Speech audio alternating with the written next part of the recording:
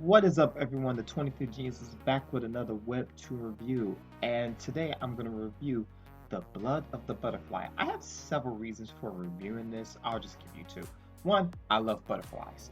That is something about me. If you don't know, I'm a big butterfly fanatic. I think butterflies are beautiful, and so a webtoon that's technically about butterflies, I really couldn't resist. And two, if you like Jungle Juice, I think you would really like this webtoon a lot since they both have kind of the same theme. What I really like about Jungle Juice is that its artwork, its little glossy layer in which it gives its artwork, really gives the webtoon us a little bit of a comedy feel, even though it has a very serious plot. Where Blood of the Butterfly, it kind of has the opposite effect because it's a more serious. While it uses dark humor to lighten up the mood, Jungle Juice kind of uses humor to elevate the story. So I think that's really cool. So let's get into it. If you like my content and what I do, please leave a like and subscribe. But honestly, too, leave a comment to tell me what you think about these webtoons. This is all completely free, and you can do this at your own leisure. Let's get into it. So, Blood of the Butterfly today. What is this webtoon about?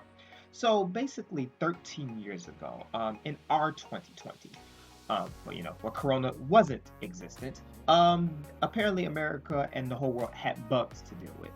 There was a big bug that appeared in the middle of New York, ironically, 13 years ago.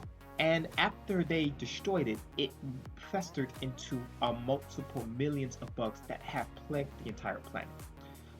The only savior was a beautiful butterfly like goddess, they call her, that was able to purge most of the insects from the world. But being the only person who could do this, and the fact that she was the only fighter, she eventually ends up dying because of all the stress. Uh, the doctors figured that they could probably take her blood to give it to other kids, and these kids are called butterflies. And the butterfly's job is basically to fight the bugs in order to protect humanity. Now let's go to our character by the name of Mei Hua Beck. He is a 20-year-old at the current point of the webtoon, and he's always been afraid of blood. His sister, Huana, has always told him, "Do not get cut. You can't see blood." Because whenever blood triggers, he gains his unique power, which we later learn it's his butterfly ability, and he goes out of control. In addition, he doesn't know anything from 13 years because his sister, or so-called sister, manipulated him. So basically, he doesn't know any memories before he was 13 years of age. With his newfound discovered ability and his pursuit to gain his memories to find out what is really going on, he must basically try to defend humanity with his newfound powers. So first, if you like Parasite, you kind of will like this too because low-key his sister did just like become like a walking bug that you just didn't really notice. So again, if you like Jungle Juice or Parasite, I think you'll definitely like this webtoon. I really like this webtoon just for the initial plot. Like the thing is with webtoons, like it's gotta really sell me like straight from the beginning. I really don't want to be figuring out the plot. If I can know the plot and just grow to like it on my own, I think that's a very good thing. I've been a big fan of Jungle Juice, and I was a big fan of Jungle Juice because of, well, one, its artwork and its development of characters and how you learn about bugs, but you learn it in a very interesting, fascinating way. So with that already piqued interest in Jungle Juice, I think it kind of did hike my interest for Blood is a Butterfly. I like how the setting, I like how it is a serious setting into an apocalyptic world. It's nothing that hasn't been done before, but still, it is still a really good read to know what's going to happen in this post-apocalyptic world.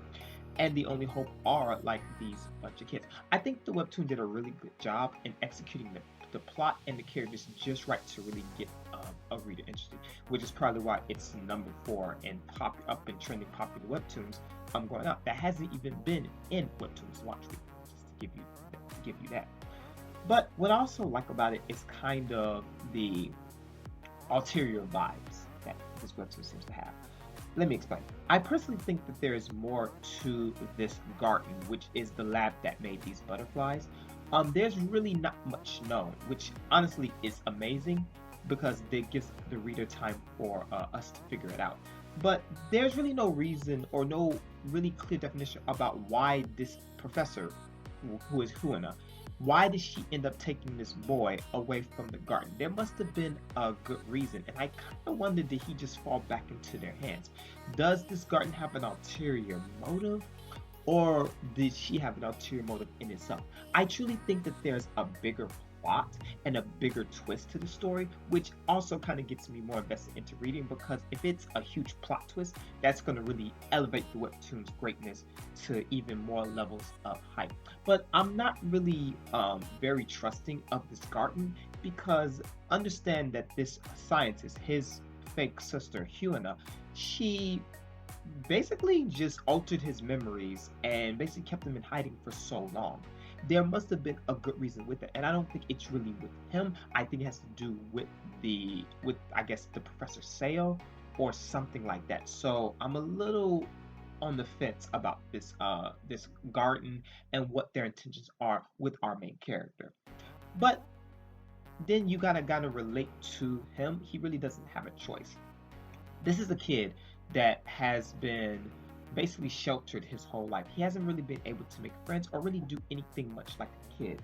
And honestly, the first chance he takes for a new life in which he can be accepted, in which he can live normally, or at least gain enough popularity to where people like him, I really don't blame him for really taking this opportunity. Being a shut-in is really no fun, and really not having no friends is one of the most crucial things a human creature can go through. So if he gets the opportunity to be able to do that, I really don't see, like, I really do understand why, like, he would take such a risk like that, even if there are ulterior motives. I guess you can just say in all my conclusion that you have an amazing plot with that is very relatable, that has been done before, with a character that you can easily just immerse yourself into, because you kind of feel and you can kind of sympathize with him early from the beginning. He doesn't seem like he's very weak. Honestly, I mean, you can play along the logic that he hasn't really played sports, so he's probably not that athletic. But only time will tell. Will he become the strongest butterfly, or will he become a flop? I think that's kind of it. And then what is going on with this garden? What is going on with his memories? This is really all good stuff. I really can't wait to find out more about this series. This series is currently now on Line Webtoons. I will send you the link down in the description below. If you like Jungle Juice, which I'll send you a review of that and a link down below too. If you want to check that out, you can go ahead as well. And that is my review of The Blood of a Butterfly. If you're reading this webtoon series, tell me what do you think in the comments below. If there's any other webtoons you're checking out, let me know in the comments below. Once again, if you like these videos and these contents and what I do, please leave a like and subscribe, because that really helps this channel out a lot. With that being said, I thank you so much for watching the video. Until next time.